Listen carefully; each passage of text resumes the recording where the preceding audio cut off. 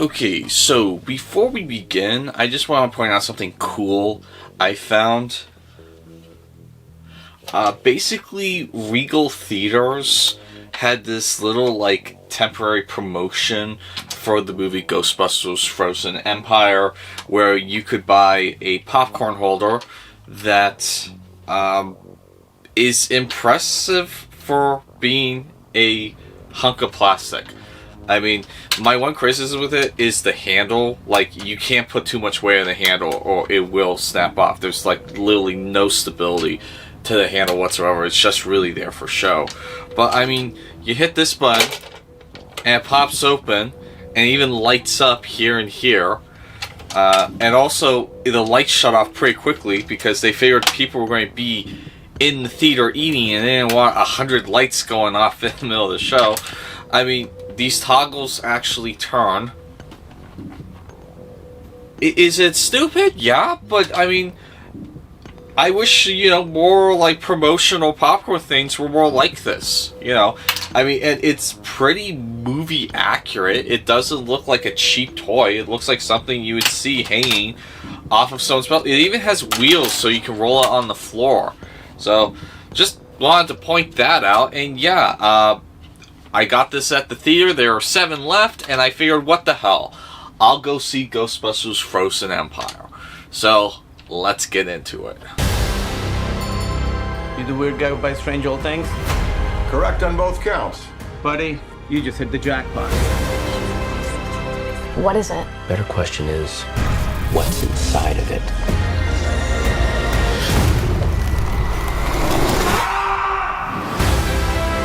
The parables tell of an unimaginable evil commanding an army of ghosts.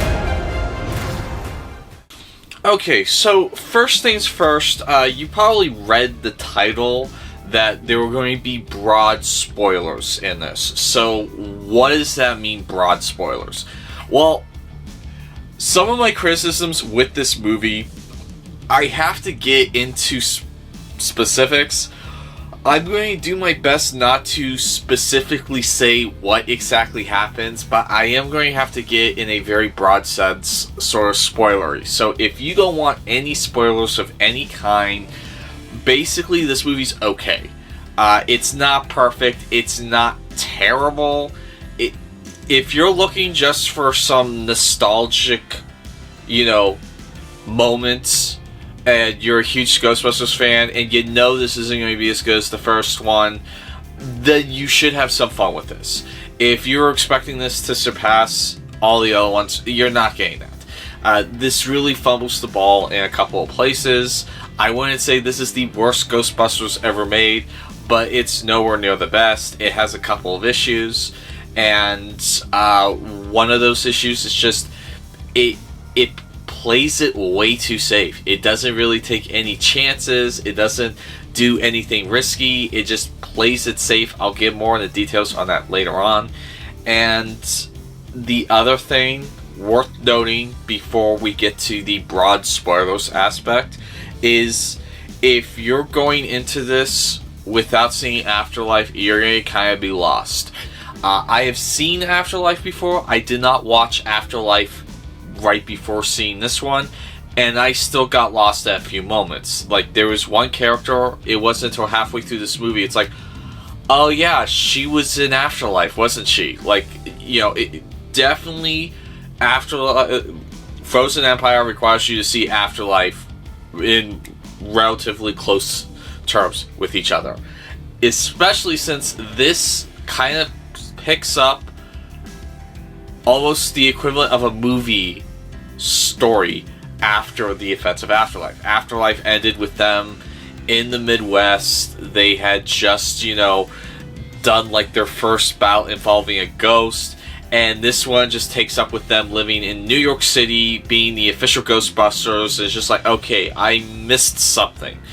And so definitely you want to watch the post-credit scenes to Afterlife as well, because it helps set up some of the establishment aspects to the story in Frozen Empire. So with that being said, I'm going to kind of get into the spoilerish parts of my video without trying to get too much into specific spoilers. And earlier I had mentioned that this movie plays it way too safe. What do I mean by that?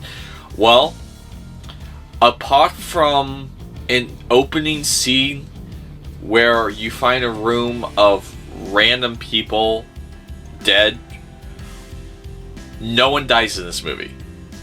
And by no one, I mean no one. Not any main characters, not any supporting characters, not even any civilian bystanders. The first trailer for this insinuated that we were going to experience like a apocalyptic New York. And this movie doesn't even have the guts to do that. It's like, oh yeah, everything goes back to normal. Now you've done this. It's like, but people were frozen for hours. It's like, yeah, no, they're fine. It's like, do you know how physics works? So, you know, like, oh, it's magic, you know. But they don't have the guts to really do anything bold. Like, hey, we won, but, you know, half the city froze to death. Or, you know, hey, we lost half our team. I mean, the main threat in this movie, they build up as being, like, the close to the ultimate evil as you can get. This, like, entity is ruthless and bloodthirsty and loves to kill, and we never see this villain kill anyone.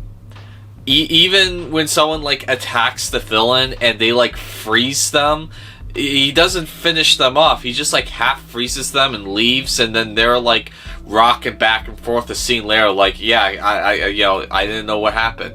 And it's like, okay, so is this bad guy not that bad of a guy? Because he doesn't kill anyone. I mean, yeah, it sucks that he froze the entire city, but, I mean, you know, if he leaves, probably it'll go back to normal. Like, you know, is it like a proximity thing? And, like, there's a couple of moments of, like, voids of logic. Like, case in point, one character does something that is ineffective against this threat, and so they redesign a new thing to use against this threat. Do they lead off with that new thing they design? No. They let everyone else, like a bunch of idiots, use the ineffective stuff against this threat, and then when they've all been removed off the board, this person who was doing fuck knows what comes in and uses the redesigned thing as a last-ditch effort. It's like, maybe you should have let off with that? Just saying. But yeah, like, no, there's like no stakes because there's no urgency. It's like, oh, everyone's gonna be fine, and you know, no one really gets hurt. And I understand this is supposed to be kind of a comedy. It's not supposed to be that dark of a film. But if you want to get people invested in a sequel, maybe raise the stakes a bit. Maybe have a couple of the side characters pass on.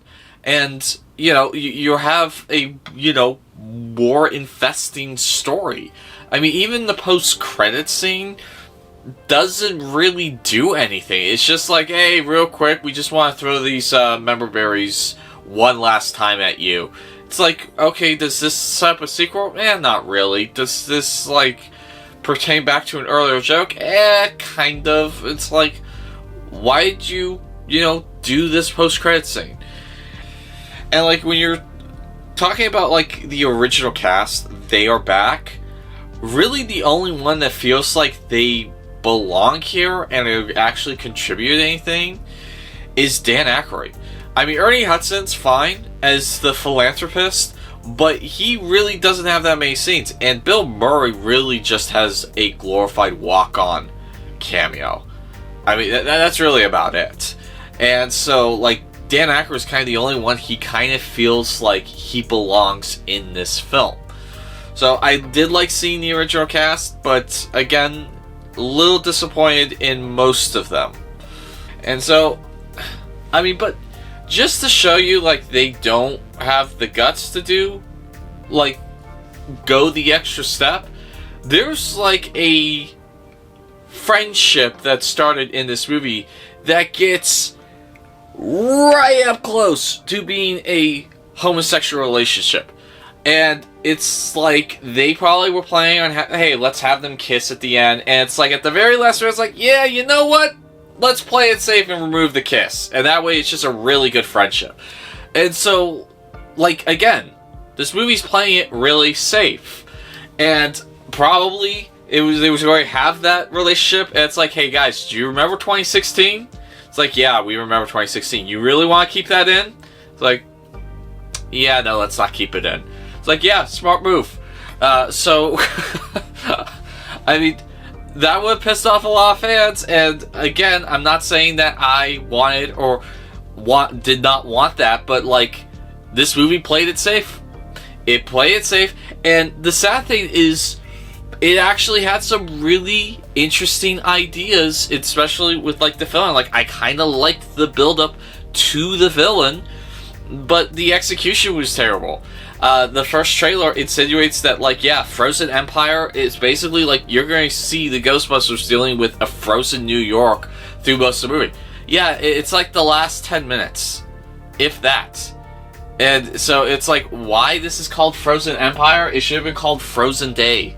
Like, I mean, seriously, that's it. That's what it should have been called. There's a couple things that I thought, okay, that's really clever that they did with, you know, some of the tech. And, you know, like, there were some funny moments. I enjoyed Paul Rudd in it, but, you know, he usually plays the same character. And I did like the evolution of the two kids from the last movie. But, I mean, ultimately, it's an okay movie. That's it. It's not terrible, but it's not great either. And the main problem is they didn't take any risks with the characters. Like, no one dies in this. No one.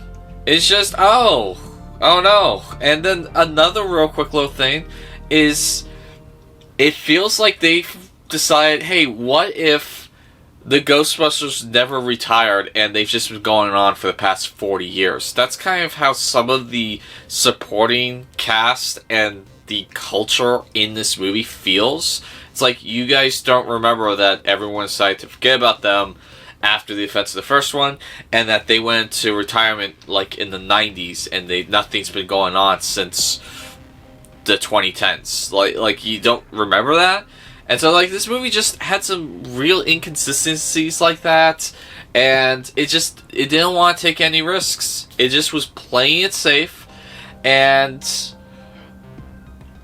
sure, I could see the logic in doing that, but at the same time, I think you're going to lose part of your audience with this. Not because of anything outrageous you did, but just because we're at like the same we're at the same place at the beginning that we were at the end. You know? And with a franchise like this, you gotta move stuff along. And I think it would have been really bold if they had a couple of the side characters, you know, pass on. So anyway, that's been my review of Ghostbusters Frozen Empire. What do you guys think? Did you guys enjoy this movie? Say off in the comments down below. And also, were you guys lucky enough to grab one of these popcorn holders? There was only 7 left at my theater when I got it. And so it'll be interesting to see if you guys were able to get these as well. So anyway, my name is Christopher Collins, 11 Hour Reviews, and that will be all.